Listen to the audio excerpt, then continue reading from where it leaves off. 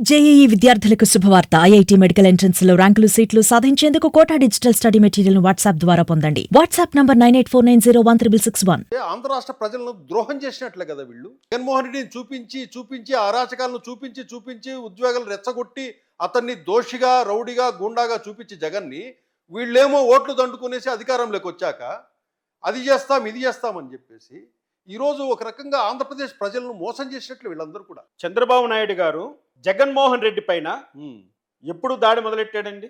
ఎలా మొదలెట్టాడు? దళిత కార్డు వాడుకోండి కదా.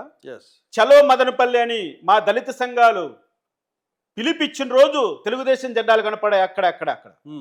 అంతకు ముందు పచ్చ జెండా ఎక్కడ కనపడలేదు.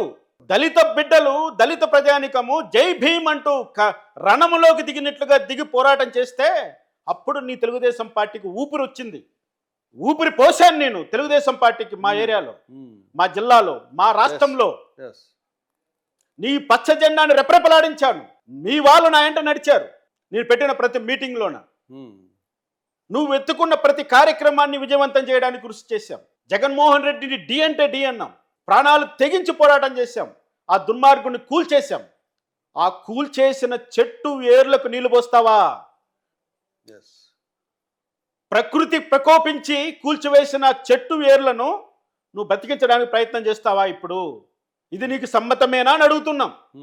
రాయలసీమలో ఏ పోటుగాడిని నువ్వు అరెస్ట్ చేసావు? ఉత్తరాంధ్రలో ఏ పోటుగాడిని నువ్వు అరెస్ట్ చేసావు? అమరావతి రైతులను అంతగా అణిగి తొక్కించేటువంటి వాళ్ళను ఆ ఉండవల్లి శ్రీదేవి అయితే లంగ ఎత్తి చూపించింది వాళ్ళకి.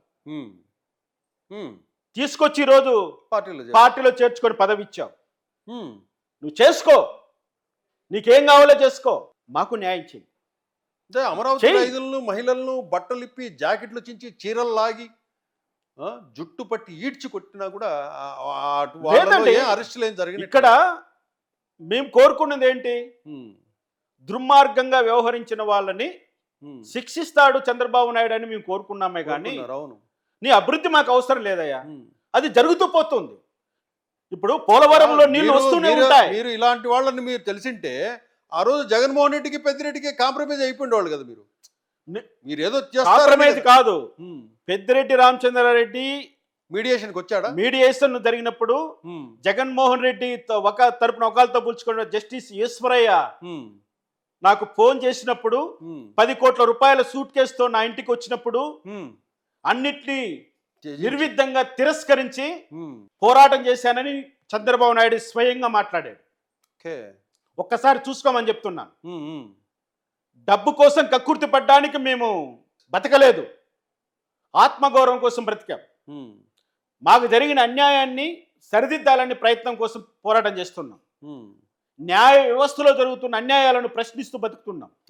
రూల్ ఆఫ్ లా కావాలని బ్రతుకుతున్నాం. డాక్టర్ బిఆర్ అంబేద్కర్ రాసినటువంటి భారత రాజ్యాంగం అమలు కావాలని బ్రతుకుతున్నాం.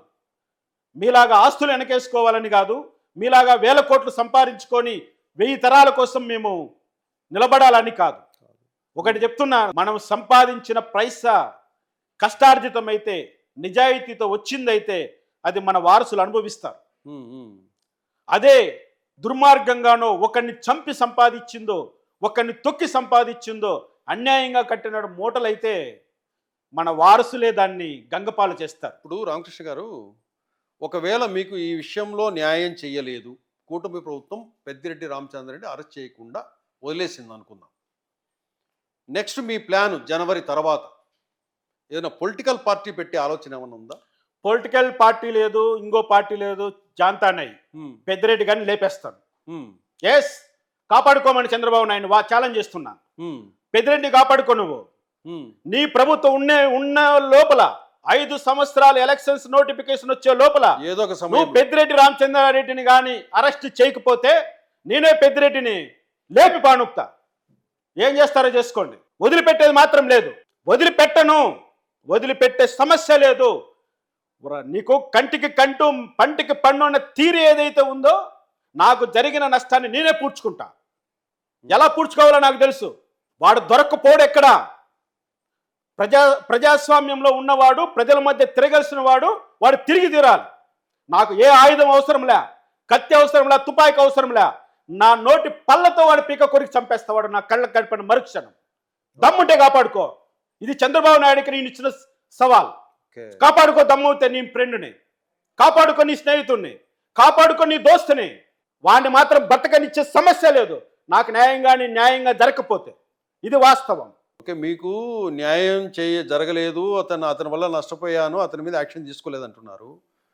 ఇప్పుడు చంద్రబాబు నాయుడు గారికి సవాల్ ఇచ్చినారు. మీకు 5 సంవత్సరాలు మీకు మాయమాటలు చెప్పి మిమ్మల్ని వాడుకున్న చంద్రబాబుని ఏం చేస్తారు? చంద్రబాబు గారంటే నాకు గౌరవం. నేను ఎప్పుడు కూడా చంద్రబాబుని వ్యక్తిగతంగా, మిమ్మల్ని మోసం చేసినట్లే కదా. చంద్రబాబు గారిని నేను ఎప్పుడు వ్యక్తిగతంగా నేను ఆయన్ను దూషించను. ఆయన పాలసీని మాత్రమే దూషిస్తున్నాను. ఆయన ఇప్పుడు చేస్తున్నటువంటి వాటినే నేను ప్రశ్నిస్తున్నాను. చంద్రబాబు నాయుడు గారిని ఏం చేయాల్సినటువంటి అవసరం లేదు. ఆయన నిజాయితీగా ప్రజలను మన్నన పొందితే మళ్ళీ 2029లో మళ్ళీ సీఎం అవుతాడు. ప్రజల తిరస్కారం పొందితే మళ్ళీ జైలు పాలవుతాడు. జగన్మోహన్ రెడ్డి కరుణించాడు. మీరు అంటున్నారు కదా, ఓడిపోయిన 2వ రోజే చంద్రబాబు నాయుడు జైల్లో పెట్టకపోతే వాడు వాళ్ళ అబ్బకు పుట్టిట్లు కాదు. జగన్మోహన్ రెడ్డి ప్రతిని కూడా అదే. అది విజయసాయి రెడ్డి అదే చెప్పాడు. జగన్మోహన్ రెడ్డి మాట విజయసాయి రెడ్డి పత్రికాముఖంగా చెప్పాడు మొన్న. చంద్రబాబు నాయుడు బతికుంటే ఆ రోజు అరెస్ట్ చేసి లోపలేస్తామని. జరిగి తీరుతాయి. దానికోసమే నేను ఒకటే చెప్తున్నా, కూటమిని నమ్ముకోవద్దు చంద్రబాబు నాయుడు.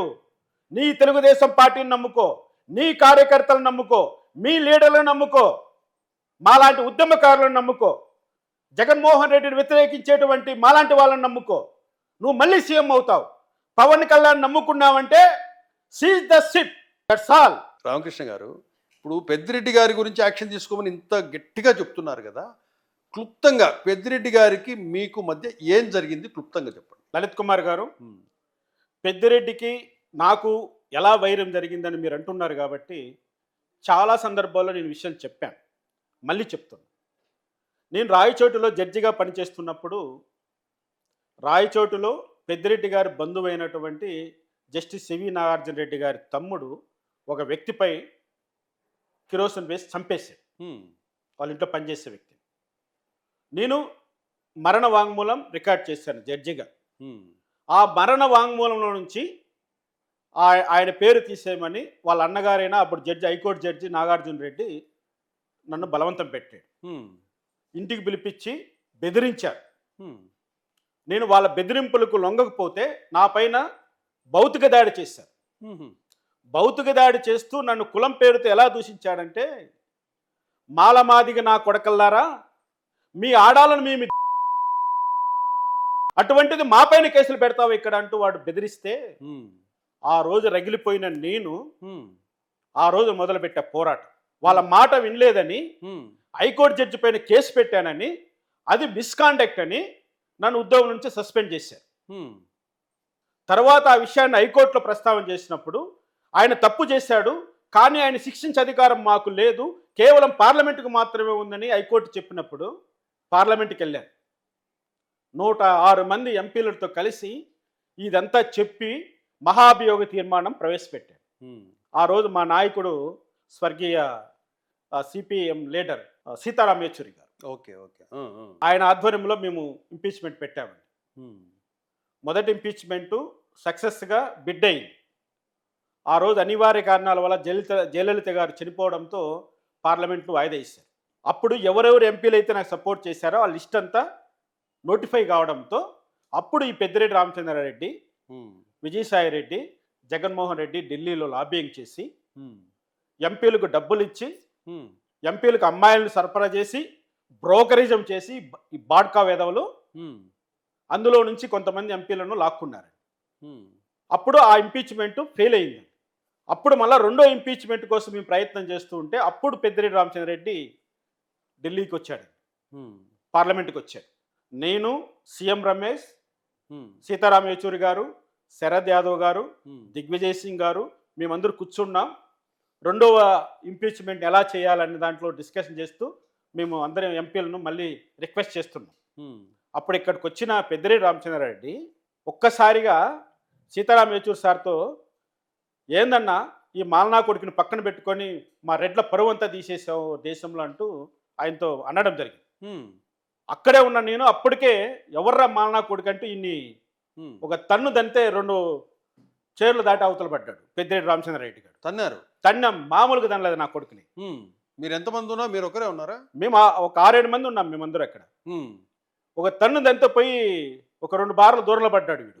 ఎప్పుడు జరిగింది ఇది? ఏ ఇది సంవత్సరం? 2016 జనవరిలో జరిగింది. 2016 జనవరిలో జరిగింది. పెద్దిరెడ్డి రామచంద్రారెడ్డిని తన్నారు. ఎస్. అప్పుడే మన రాజ్యసభ చైర్మన్ గా వెంకయ్య నాయుడు గారు ఉన్నారు. వెంకయ్య నాయుడు గారు వచ్చేసారు. ఇది పార్లమెంట్ అనుకుంటున్నారా, వీధి అనుకుంటున్నారా, ఇలా దౌర్జన్యం చేసుకుంటే ఎంత అప్రతిష్ట అయిపోతుంది, ఇది రాజద్రోహం కేసు, ఇది పార్లమెంట్లో గొడవ చేయడము ఓకే అని చెప్పి ఆయన వెంటనే కేసు పెట్టాలి ఇద్దరిపైన అని చెప్పి చెప్పాడు. నేను ఓకే అన్నా, పెట్టండి అన్న. వాడు నన్ను మాలనా కొడుకు అంటున్నాడు, నేనేం చేయాలి, ఇంకా తన్నకపోతే వాడిని తన్నాను, పెట్టండి కేసు అన్న. వీడు ఆయన కాలు పట్టేసుకున్నాడు, వెంకయ్య నాయుడు కాలు పట్టేసుకున్నాడు పెద్దిరెడ్డి. పెట్టేసుకొని ఛాంబర్లోకి, అన్న వాడికంటే ఏమీ లేదు, నేను మంత్రిని, నాకు రాజకీయంగా పేరు ప్రతిష్టలు ఉన్నాయి, ఇద్దరం తిహార్ జైల్లో కూర్చుంటే నష్టం నాకే, ఏదో ఒకటి చేయని చెప్పి ఆయన్ను బ్రతిమాలుకొని బయటపడ్డాడు. అప్పటి నుంచి వాడికి అప్పుడు వెంకయ్య నాయుడు గారు ఏంటి డిసిగ్నేషన్? అప్పుడు వెంకయ్య నాయుడు గారు రాజ్యసభ చైర్మన్. రాజ్యసభలోనే నేను ఇంపీచ్మెంట్ ఆయన కనుక ఒక కంప్లైంట్ రాసి ఒక కంప్లైంట్ ఇచ్చింటే ఆ రోజు తిహార్ జైల్లో పెద్దిరెడ్డి గారు ఇద్దరం నేను కూడా ఉండేవాడిని. నేను సిద్ధపడ్డాను, ఎందుకంటే నాకు జరిగిన అన్యాయము ఏదో రూపంలో పరిష్కరించబడ్డాను. అంటే ఇప్పుడు పెద్దిరెడ్డి రామచంద్రారెడ్డికి మీ మీద కోపం ఎందుకంటే అక్కడ మొదలైంది. మీరు పెద్దిరెడ్డి రామచంద్రారెడ్డిని కలిసి కాళ్లతో తన్నారు, కింద వేసి తన్నారనే ఉద్దేశంతో ఆ కక్ష పెట్టుకున్నాడు అంటారు. ఆ కక్ష పెట్టుకొని తర్వాత ప్రెస్ మీట్ పెట్టి రామకృష్ణని ఎంకరేజ్ చేస్తున్నది చంద్రబాబు నాయుడు అని, చంద్రబాబు నాయుడు పైన, ఆ రోజు ముఖ్యమంత్రిగా ఉన్న చంద్రబాబు నాయుడు పైన నానా మాటలు కూశాడు పెద్దిరెడ్డి రామచంద్రారెడ్డి. ఆ తర్వాత అక్కడి నుంచి తర్వాత రెండో ఇంపీచ్మెంట్ పెట్టాను. ఆ లోపల కొన్ని కాన్స్టిట్యూషనల్ ప్రావిజన్స్ వల్ల అది కూడా డ్రాప్ అయ్యింది. అంటే సివి నాగార్జున రెడ్డి రిటైర్డ్ అయ్యారు. రిటైర్డ్ కావడానికి 6 నెలల టైంలోకి వచ్చేసాడు.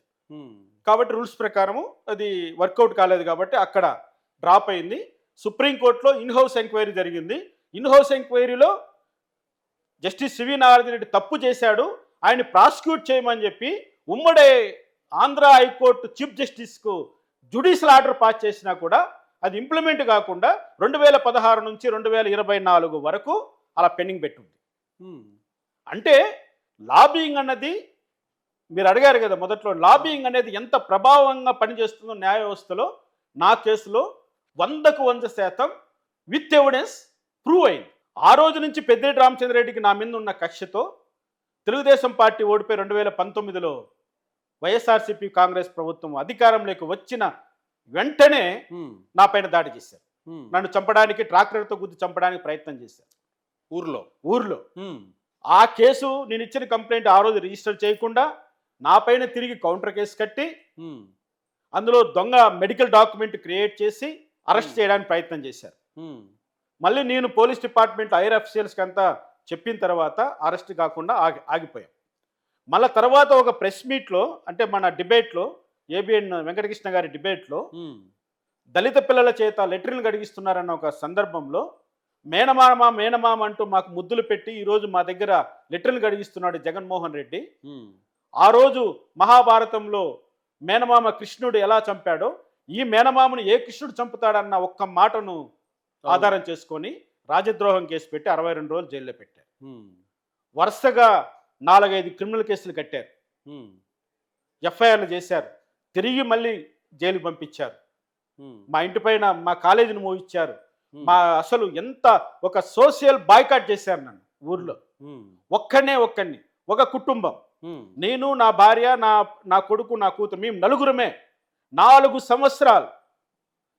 సంవత్సరాల పాటు వెలివేయబట్టి అదే గ్రామంలో బతికాం. ఆ రోజు సలహా ఇచ్చారు తెలుగుదేశం వాళ్ళు, సార్ మీరు హైదరాబాద్కి వచ్చేయండి అని. నేను కదలలేదు ఎక్కడి నుంచి, పారిపోయినాడు అంటానికి నా కొడుకులు అక్కడే ఉంటా, సస్తానో బతుకుతానో అదే ఊర్లో బతుకుతానంటే అక్కడే బతికాను. అక్కడి నుంచే కార్యక్రమాలన్నీ చేశాను. ఎవరి కోసం అండి చేసింది ఇవన్నీ? నా భార్య బిడ్డల భవిష్యత్తును కూడా నేను ఎందుకు ఇంత ఇచ్చేసాను? ఒక జడ్జిగా రాయల్గా బతకవలసిన నా బిడ్డలు కూడా అలా వాళ్ళ గాలి కొదిలేసి నేను ఎందుకు ఇన్ని రోజులు బతికాను?